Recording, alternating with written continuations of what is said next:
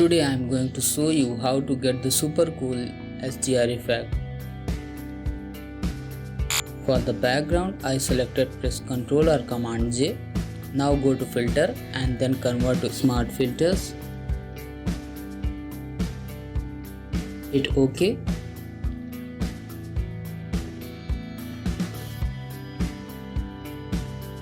Double click on the thumbnail of layer 1. This opens up another document.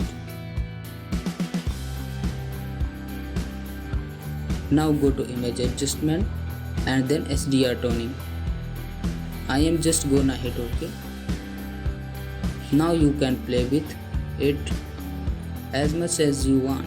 Click on the preset drop down menu. For this example I am gonna choose photorealistic high contrast and just hit OK. Press Ctrl or Command S to save it. If you go back to the original document, have a look. This has been updated. Hold Alt or Option, click on the mask button to create a black mask. Now take the brush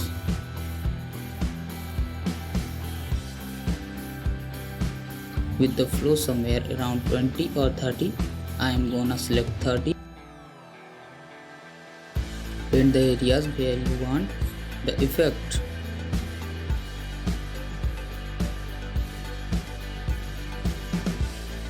I am gonna paint right here with white, and that's our apply this effect non-destructively. As you can see, it's on.